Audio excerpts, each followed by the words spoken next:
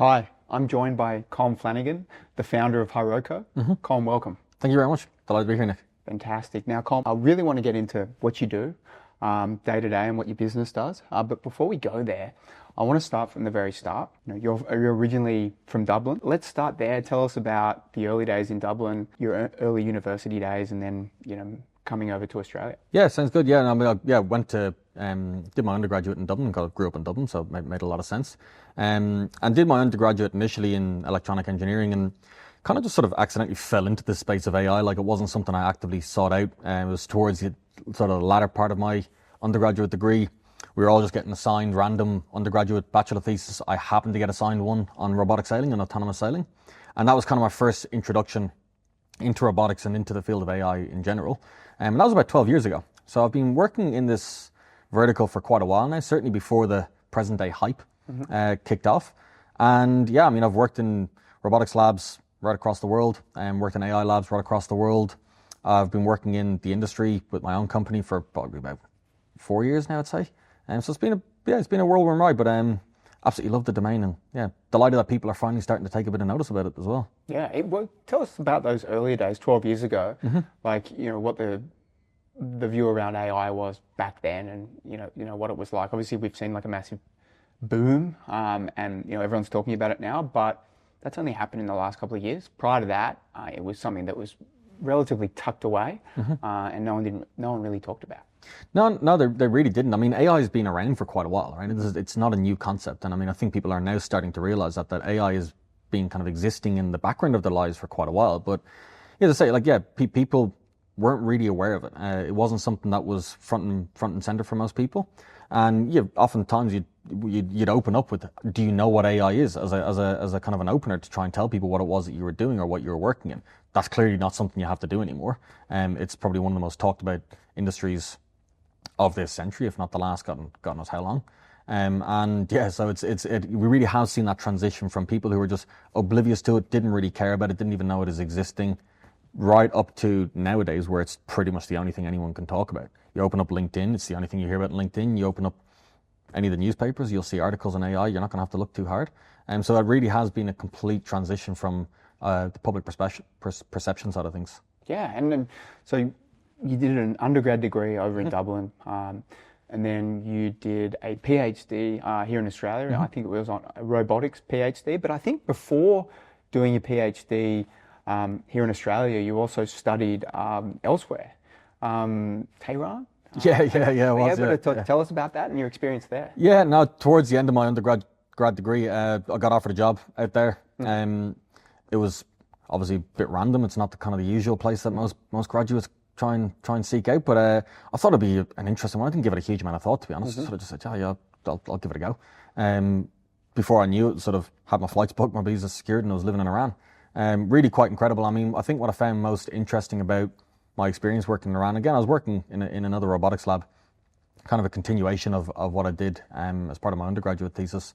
What I found most interesting about it was just how innovative Iranian labs have to be, right? Because they're a very heavily sanctioned country, right? They can't get an awful lot of stuff in. It's an awful lot harder for them. So they have to build everything from first principles. Like, absolutely everything in that robotics lab was built from first principles. And that was coming from Dublin, where, if I wanted anything, they'd just say, I'll just order it online. It'll be here within a couple of weeks, up to Sydney, where it was almost already available, anything that I needed. And then, you get to this lab, they don't really have anything. So they just have to build everything in-house. And it created this real, I think, understanding and appreciation from building from first principles, which is something that I sort of took through to my PhD, and because it was just so ingrained in the culture of how these labs in the Middle East operated.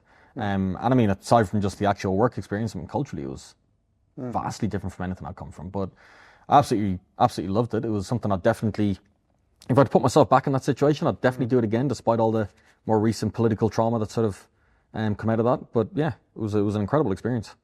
What year did you touch down in Tehran? And for a guy from Ireland, it takes a lot of courage. What was it like, being there, and how was the experience for you? I first went there, I think it was about 2015 when I first went. I went back again in 2016. I mean, when I told my friends, family that I got offered this job out in Iran, most of them thought I was taking the piss, to be honest. They didn't really believe me.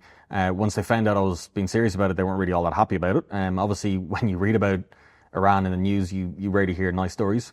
And so Iran's obviously got this reputation for being quite a hostile environment. And of course, when I went there, it was a complete culture shock. It was exactly the opposite of what I'd expected it to be. People incredibly hospitable, incredibly welcoming. They really have none of this connection to the Islamic regime that you often hear about. They're actually quite a liberal group of people. And it was really quite an eye-opener into, I think for me, it was really the first direct experience I'd actually had with the don't believe everything you read side of things. What we read about Iran was vastly different to what I experienced about Iran. Just one example, I was there when that original pact was made, when Obama was still the president of the US. They made this pact whereby if Iran agreed to cease their nuclear procurement operations or procurement development, they'd release sanctions on Iran. Now, when I was there, what I witnessed was just these scenes of absolute elevation. I mean, people were just elated by the fact that for the first time in their lives, they'd seen their own government take a proactive step to engaging with the West in a positive way, as opposed to sort of these usual hostilities that they'd seen. There were parties in the streets, there were fireworks going off. Everybody took 2-3 days off work to actually process what had happened. It was a huge thing for a lot of these people. Yet when I read some of the newspapers from Western countries like Fox News and whatnot, you saw these scenes of people marching through Tehran chanting "Death to America." Now that's happened in the past, but it certainly wasn't happening that day. Where they had actually shown footage from this, it was directly outside my apartment. I knew fully well that it was completely fabricated, but they just taken footage from years ago and had replayed it because this is the narrative they wanted to keep pushing onto people, despite it being completely untrue. So I think that was one of the most stark things that I learned from that experience. Is you really just cannot rely on everything that you read. That there's a lot more out there than you might assume. And Iran was a phenomenal experience for me, both culturally but also professionally from that perspective, because they are a country, and they were a country, and they still are a country under extreme sanctions, and they find it really difficult to get very basic things in there. So when you're working in a robotics lab, contrary to what I'd seen before and to what I've seen after, whereby if you need different parts of different equipment, you just put an order in and it's delivered to your lab a couple of days later. That's not the reality there. They have to understand how everything works from first principles, because a lot of the time they have to build those things from first principles. And so from a professional development side of things, kind of really instilled this appreciation from building from first principles. And that's something we try and do today at HIROCO as well. And it's some sort of the part of the company culture that we've tried to build. Colm, you've talked about first principles. Mm-hmm. Okay, can you give us some examples of what first principles are and make that relevant to what you have been doing in robotics? Yeah, I think, to be honest, you do hear an awful lot of the term first principles, and it's probably used quite loosely in many respects, and there's probably not one agreed on definition. I mean, for myself, it really just comes down to building from scratch. So if we were to look at that example that I had, whereas back at the robotics lab in Iran, when working on robotics systems in Australia, the hardware is largely provided for us, and so all of the different processors and computer chips that we use to actually make these things do cool stuff is available to us, and so we can just build on top of that work that's already done. It's not available in Iran. They've actually got to build all of that stuff from scratch, including the physical processes that are used that power these systems. So absolutely everything is done from scratch and in-house. And it's that sort of build from first principles mentality. Now, it's not always practical. You can't always try and build absolutely everything from first principles, nor is it always really relevant. But it was very interesting to see how they approach problems vastly differently to how we try and approach problems over here. A lot of the time when I'm trying to approach a problem, I work on the assumption that a lot of the crap is going to be done for me. A lot of the stuff that I really don't want to have to get into will actually be done for me. And I didn't really have that appreciation for how you can think about things really right back to their roots until I sort of went there and saw that they had no choice but to do that. And so every time we try and do something at HIROCO, I try and sort of bring it back to an appreciation for first principles, even if we can't directly build from first principles ourselves. I was going to say, within robotics, you talk about the constraints you saw over in Tehran. Mm-hmm. Do you think that, like, the actual underlying constraints of having to build from the ground up creates awesome innovation, and that's where actual breakthroughs come from? From the perspective of, you've got to rework the system, you've got to build it from scratch. And that mentality around those people in the labs is what creates breakthroughs?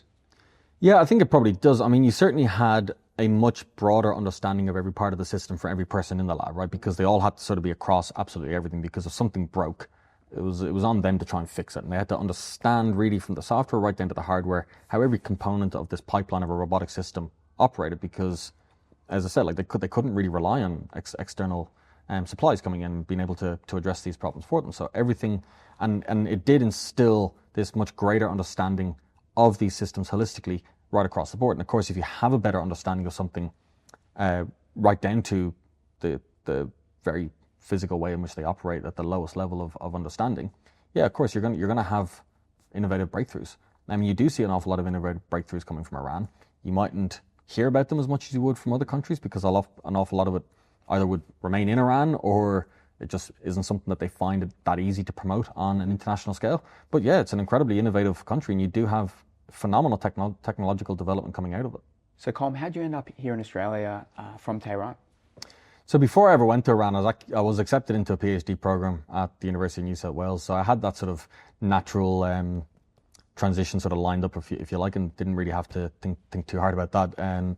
So I left Iran early 2017, came here around February, March of that same year, and started the PhD from there and been pretty much here ever since. Fantastic. And your PhD, what was it in, and what were some of your findings? So it was in a field of AI, sort of known as cognitive robotics. Now, again, there's a little bit of argument in the community as to exactly what cognitive robotics means and what a cognitive robot is. In my personal opinion, it's just a robot that can learn through interactions with its environment. So if you look at, I mean, one of the main motivations and one of the things that people don't really realize about artificial intelligence, more broadly speaking, is just how closely connected it is to our own cognition and the philosophy of our own cognition. And when we're trying to build out AI systems, very often what we look at is we look at a specific cognitive function that we as people have, try and hypothesize as to how it might work, implement it onto some kind of an artificial agent or a system or a machine, and then evaluate that on a very specific problem instance against how a human would perform. So if you looked at what my specific research was, it was looking into episodic memory. So it kind of largely agreed that people have 3 different types of memory. Now again, there'll be others out there that will disagree with this, but if we look at it from this perspective, there's episodic memory, which are just events that we can remember, right? We can recall the time, recall the place, a lot of the context that surrounds it. Semantic memory is just stuff that you know. You know that Abraham Lincoln was the president in 1860. And declarative memory then is all around how you can physically move in your environment, right? It's your own understanding of and awareness of your physical space and how that works within the context of the environment that you're in. What my research was looking at was how that you can sort of transition that episodic into semantic memory, right? So we're sort of hypothesizing that at some point, all of the semantic information that you have up here, you had to learn it, and that event of learning it was itself an episodic memory. At some point, you were in school, you learned the fact that Abraham Lincoln was the president of America, but and at some point in time, the act of learning that was an episodic memory. But over the course of your life, you've heard that fact so many different times that you've managed to induce a more generalized understanding of what's relevant about that fact. And so the episodic memory sort of transitioned into a semantic memory, and now it's just stuff that you have. And so I was looking at that bridging between, is there a transition between our episodic memories, and from multiple observations of similar types of events, can we induce more generalized representations of what's relevant about those events, which then become part of our semantic memory. So we have this more intuitive way of how we can understand the environment, how we can interact with the environment, but of course all of that's applied to a robot, so an artificial system, as opposed to how we actually go about it. Yeah, and in terms of like the underlying findings from your PhD, was there any like overwhelming trends or anything that was really evident from your studies? So yeah, there were. Yeah, I mean, we were able to show that, you know, through sort of process of inductive reasoning, you could, with a sort of a human-guided approach, train these robots to understand more generalized instances of specific types of events, and how it can then learn to recall new instances of those types of events based on the generalized policies that it had learned.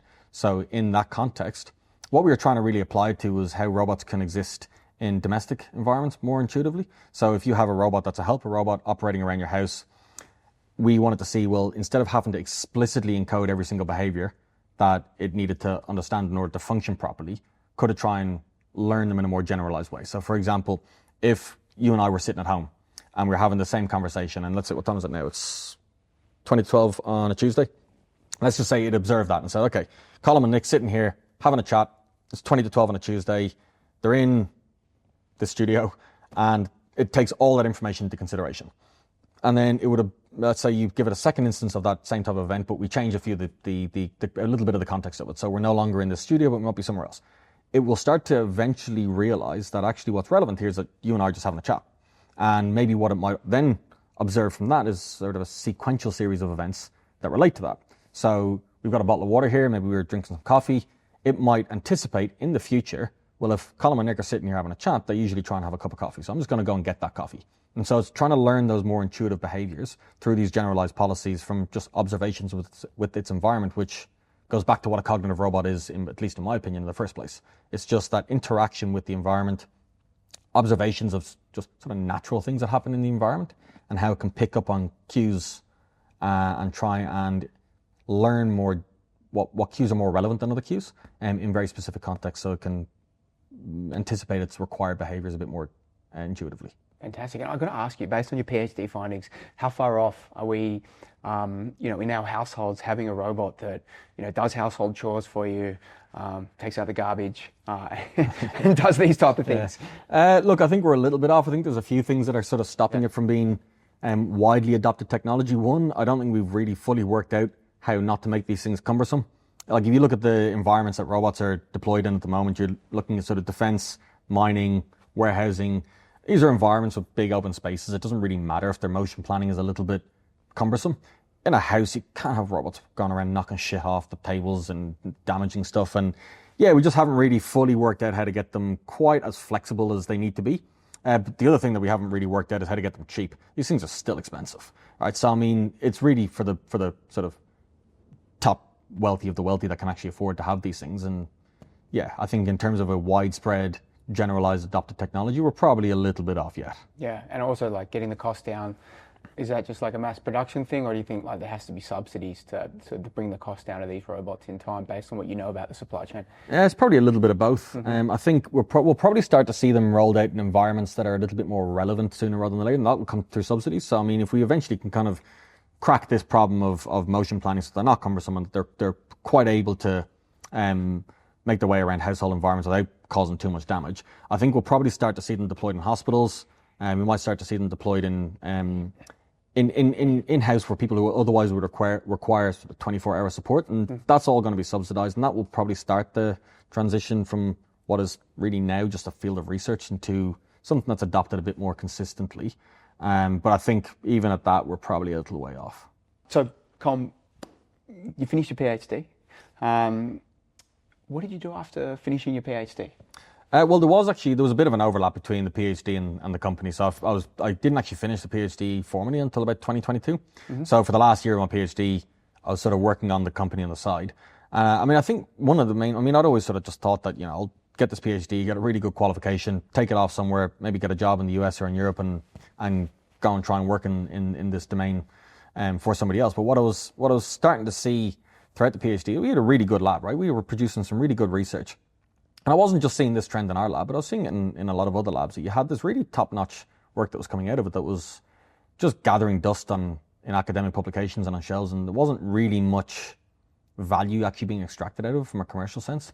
And so I didn't want that to happen to my own research. And so towards the latter part of my PhD, I started looking into ways that I could try and commercialize some of it, if there was some actual usable application of it, because what I found as well is usable from an academic perspective, very different to usable from a commercial perspective.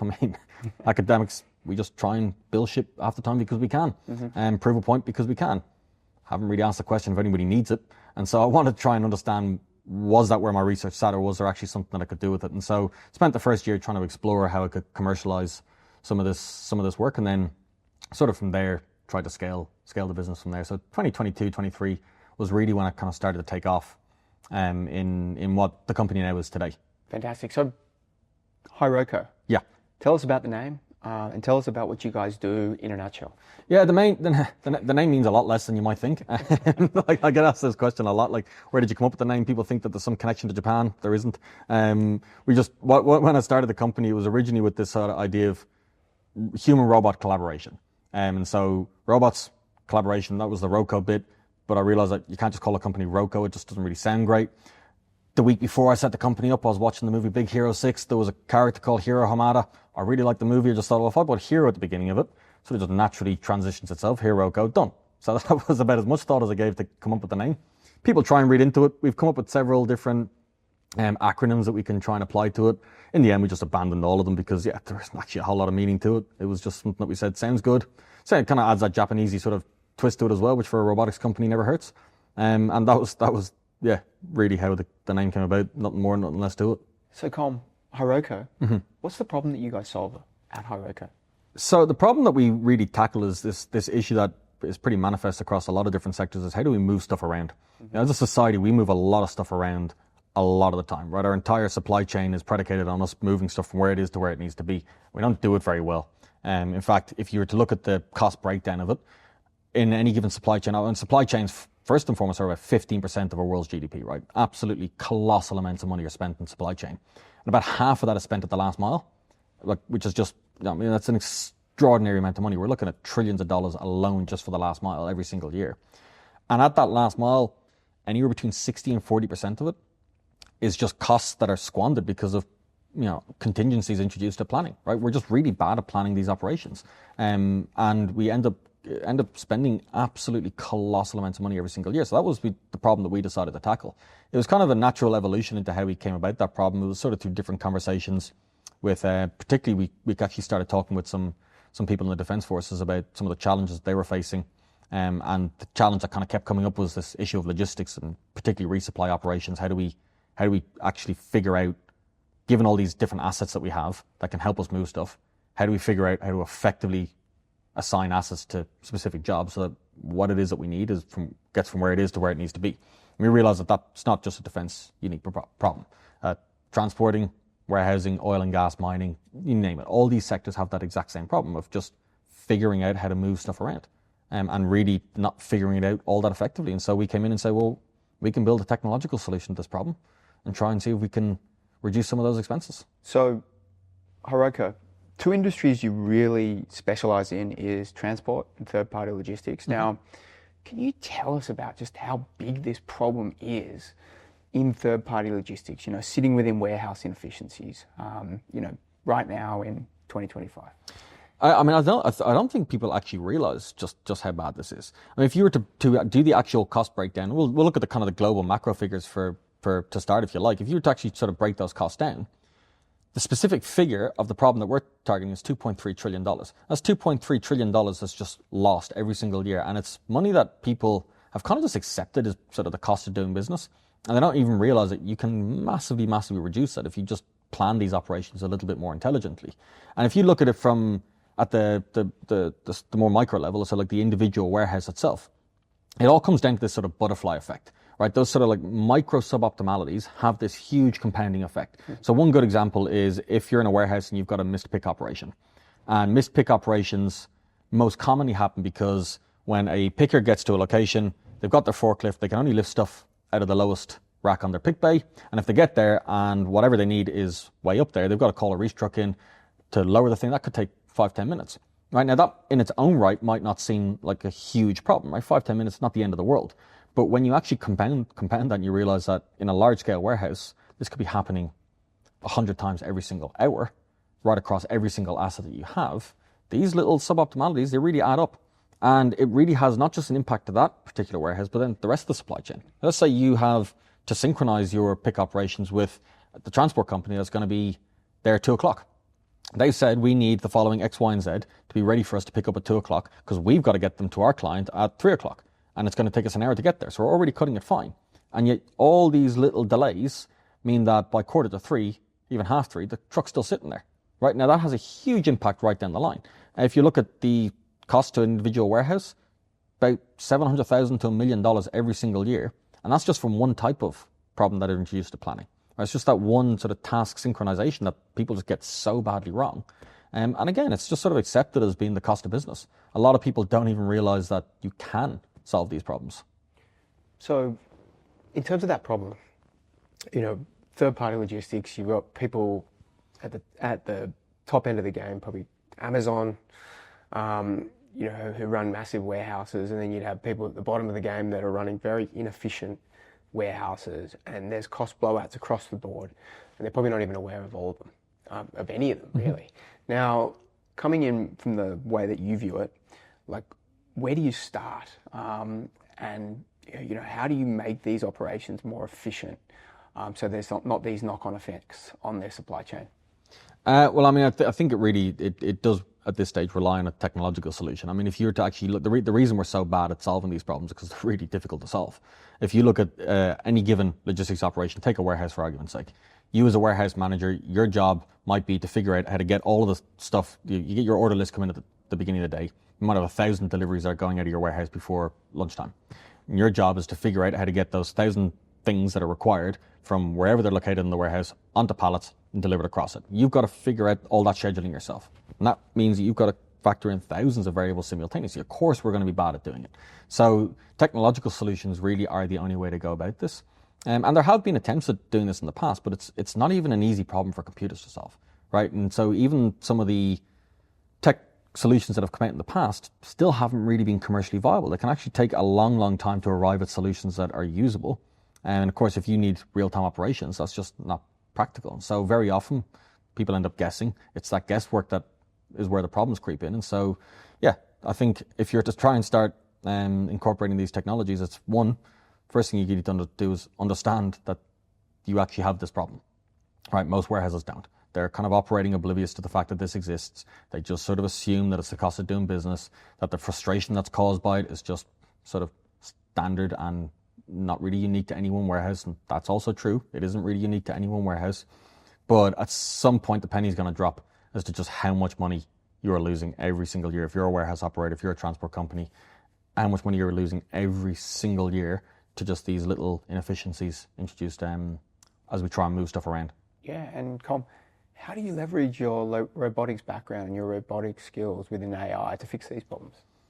Well, so multi-agent orchestration is the type of AI technology that we use right now. A lot of that stems out of robotic theory, right? Because if you have lots of robots all working together, you have no choice but to have some sort of a technological solution sitting over the top of it, trying to orchestrate and control all these things, well, because they don't speak the same language as you. You can't just call out to one and say, you do this, you do this, you do this. You have to have something that's able to communicate with robots in a way that they understand and dispatch different actions and different task requirements to them.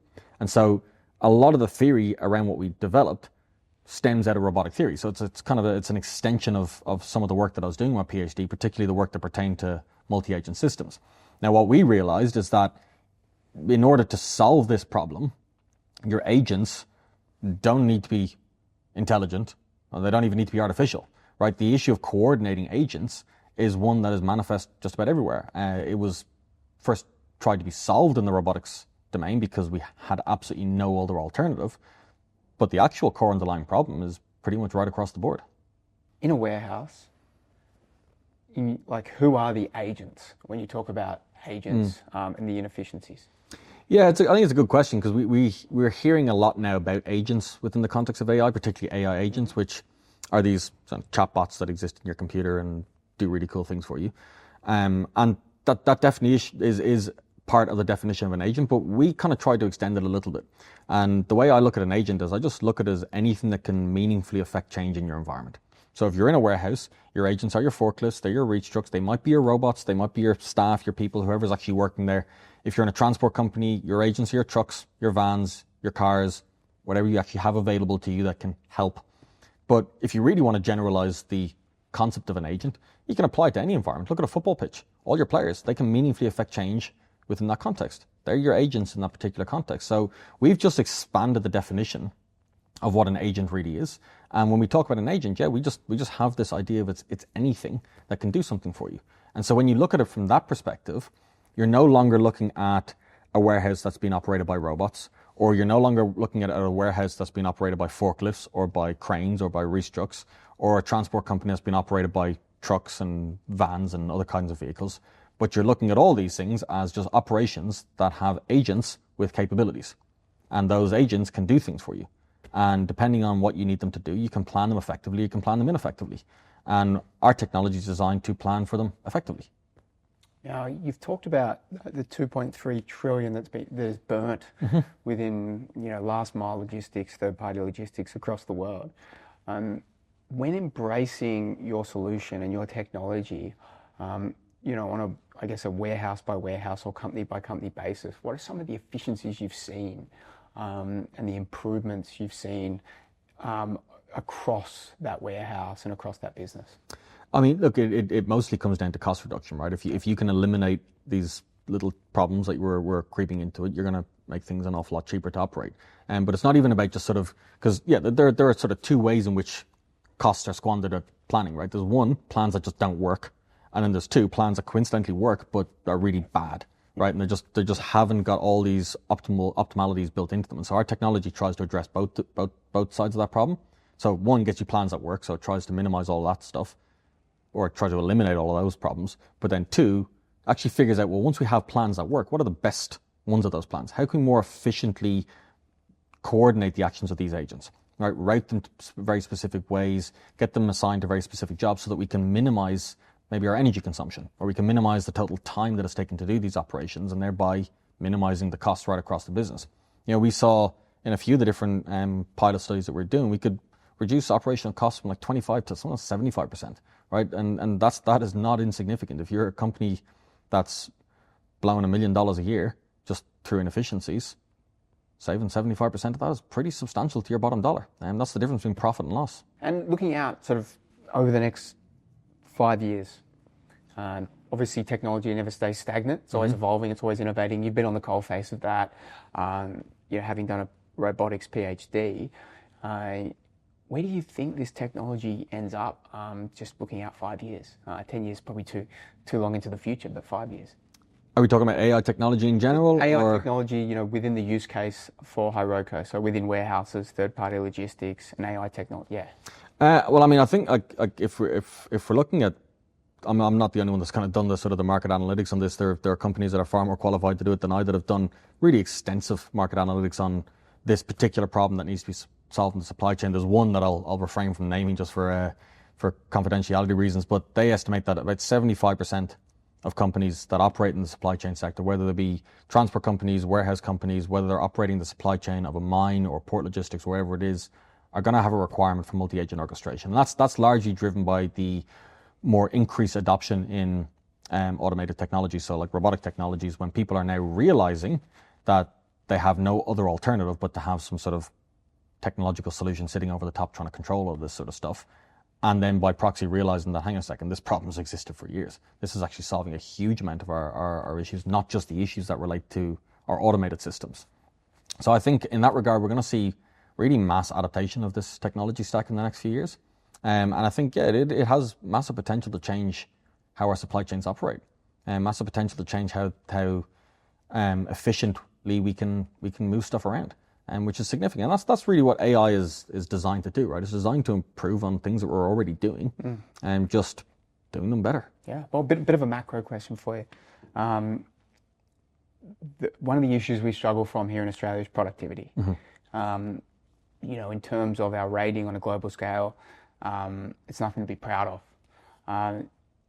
With these adaptations of AI, do you think we can have a real sort of step change here in Australia in terms of our productivity, and as a result, GDP, and how we're viewed on a global scale?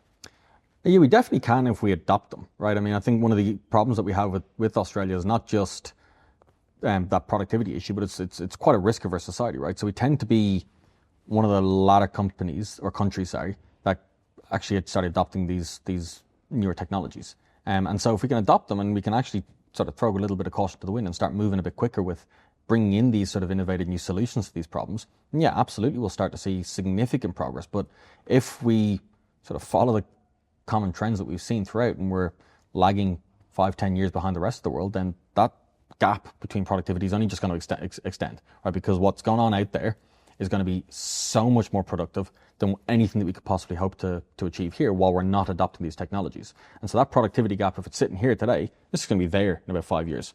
Yeah, so we need to make sure that we actually do have the appetite to take these technologies on and to be the sort of the market leaders in taking them on, not to follow what we've seen happening elsewhere, not to play it safe and see how's it going to work over there and how's it going to work over there and how's it going to work over there, because that model is no longer going to work for us. If we wait to see how's it going to work over there, by the time we take this on, what's happening over there has just accelerated beyond what we could possibly hope to achieve again. And so we're just going to be constantly chasing and following that up, or chasing our tails in that regard. Like previously, technological advancements were a lot slower. We saw relatively steady technological advancements throughout the sort of the 19th and even early 20th century. And we had the ability to sort of sit back and go, let's see how that works, right? Because things were moving at a much slower pace. And so we could kind of validate that, yep, that works over there. We can now try it over here. That's no longer a model that's going to work. By the time we've worked out that, yeah, it works over there's ditched it. It's now legacy technology over there. And so we have to be at the forefront of adopting these technologies. We have to get rid of that risk-averse approach that we take to this as well. On the innovation and on just embracing AI, where do you sort of see the risks? I know that Elon Musk, to bring him into this conversation, has talked about, AI, if it keeps innovating, it could be at a point where there is a small risk of it becoming conscious and potentially doing things that aren't initially intended. Like, do you see any risks there? Or do you just think the actual pros outweigh the cons and we've just got to go for it?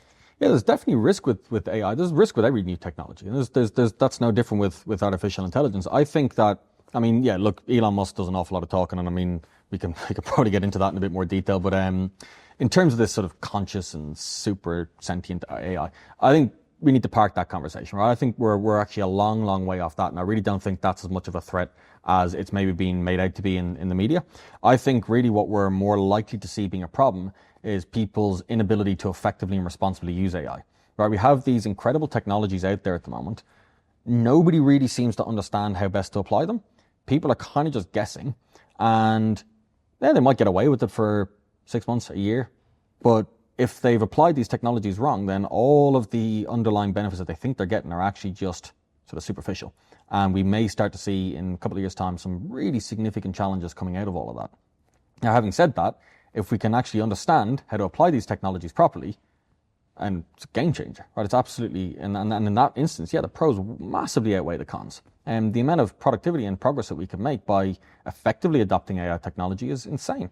It's just, my concern is that people aren't really effectively adopting it. They're applying the wrong solution to the wrong type of problem that they have. They're not really understanding that AI is not one thing, that it's actually this multidisciplinary field with lots of different types of solutions, each uniquely positioned to solving lots of different types of problems. And they're sort of blindly picking one, saying, oh, well, yeah, I can get ChatGPT to do all my stuff. So you can't, right? That's might come as a shock to a lot of people, but ChatGPT cannot do everything. It's actually a very narrow, targeted type of AI. And if you start to try and use it to solve all of your problems, I'm going to give you very convincing, but logically completely flawed answers to those problems.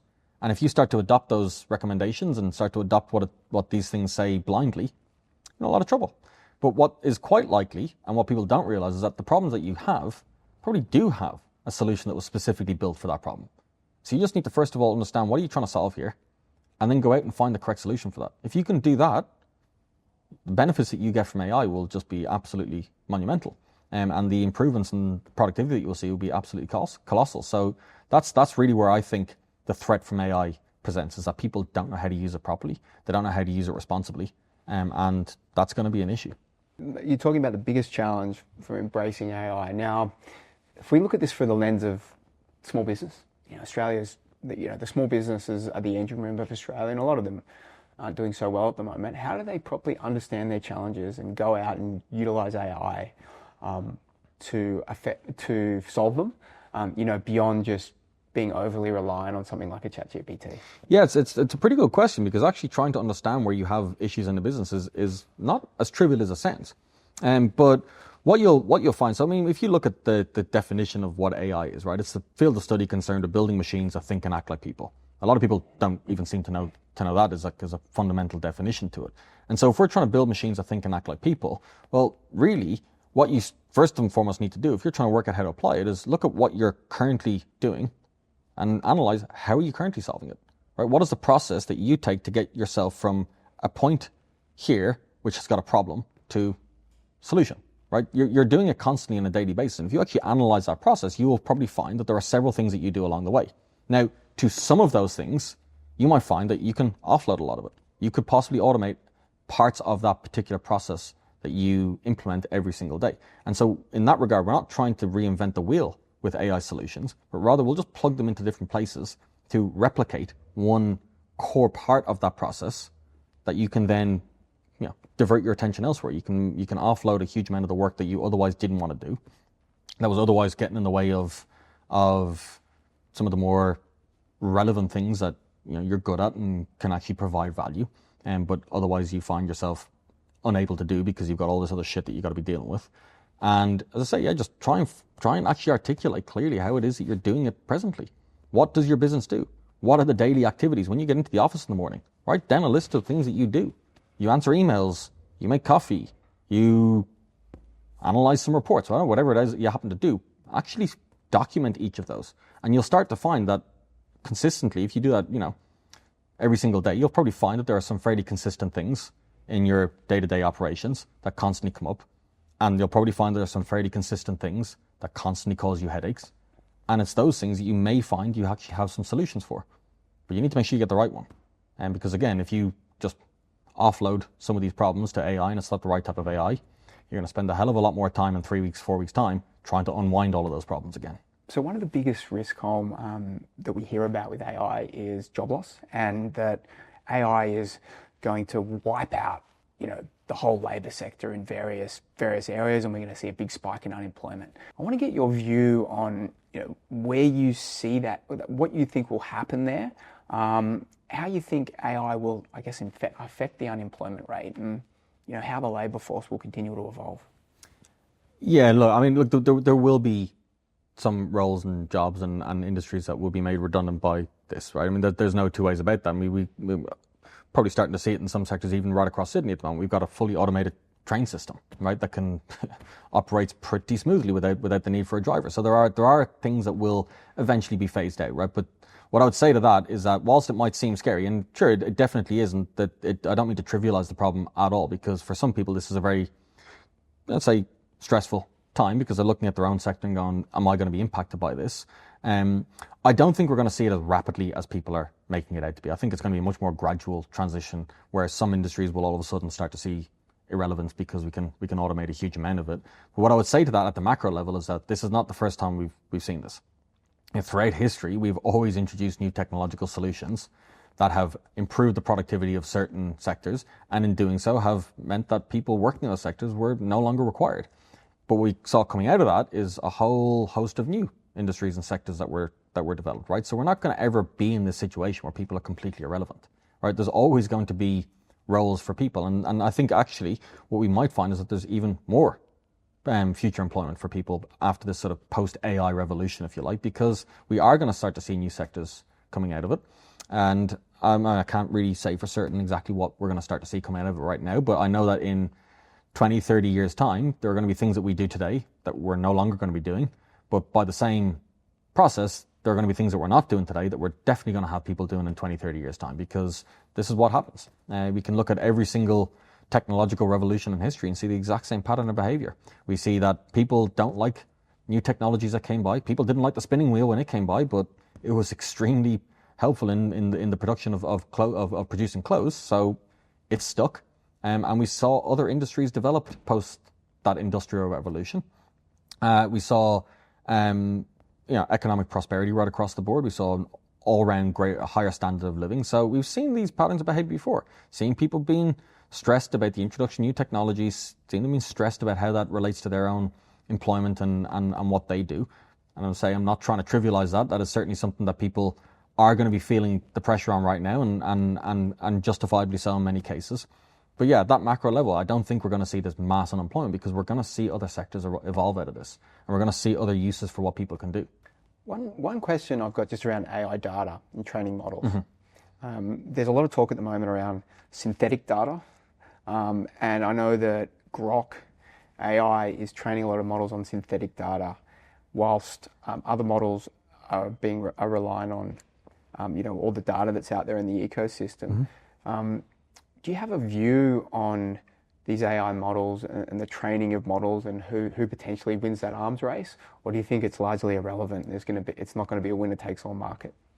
Yeah, I don't think we're going to see a winner-takes-all market. I mean, we've already started to see, the emergence of hundreds and hundreds of different AI companies, right across the board in almost every single sector. So I don't think we're going to see a winner-takes-all for the AI sector. It would be a bit like saying we're going to see a winner takes all for the medicine sector. We're going to, somebody's going to develop a pill that cures every single illness. Not going to happen, right? There's going to be lots of different companies out there, all building lots of different types of things and having their own unique position in that regard. So I don't think we're going to see that. I mean, in regards to sort of the data that are training these systems, I mean, look, there are certainly things that need to be considered, and there's challenges to using historical data because, of course, as we train things on historical data, those data points have all of the historical biases that were included in those data that might not necessarily be relevant to how we do things today.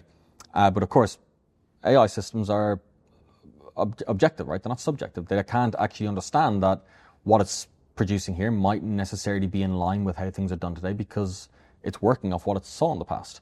And if what it saw in the past is no longer what's done, that could be potentially a problematic output. So I think, we obviously need data to train machines, but it comes with its challenges. And those challenges are going to be things that we need to constantly try and work around. Fantastic. Now, Colm, you live in Sydney. When you're not, head down, bum up at work, working on robotics, what do you do for a bit of downtime? What makes you tick? To be honest, I mean, the 2 hours a week that I get when I'm not working on AI or thinking about AI. I mean, look, I came out to Sydney because Sydney's probably got one of the highest standards of living in the world. I mean, you really can't beat it. I mean, you look outside, it's the middle. Okay, it's not a great day. Today's a terrible example. We'll look at yesterday, right? It's the middle of winter, beautiful sunny day. I mean, it's just, you can't really beat it. I mean, in terms of a lifestyle city, it really does tick all the boxes. I mean, if you go into Coogee, there's probably about 600 million other people with my accent walking around, and it's for a very good reason. It's we come out here for a lifestyle, and it really is. It's a great city. Hard to beat it. Yeah, fantastic. I agree with you. Now, if someone wants to get in touch with you at HIROCO, what's the best way to get in touch? Is it LinkedIn? Do you have, is it through the website? Let us know. A bit of both. Yeah, you can look us up on LinkedIn. Just type in HIROCO, HIROCO into the search bar. It'll come up. Our website, Google us, you'll see us. Probably the best way. All the contact details for how you can reach out to me directly will be on that. We offer anybody that wants it. We offer a free 1 hour AI consultation if you want to just sort of understand how you should go about starting to incorporate AI and you want to try and maybe avoid some of the common pitfalls that we see. We offer that to pretty much anybody that wants it. So there are links to all of those sorts of things on our website, and anybody can go on, sign up, and if you can find a time where we've got somebody available, we'll be able to slot you in. Fantastic. Colm Flanagan, thanks for coming out. Thanks very much. Cheers. Cheers.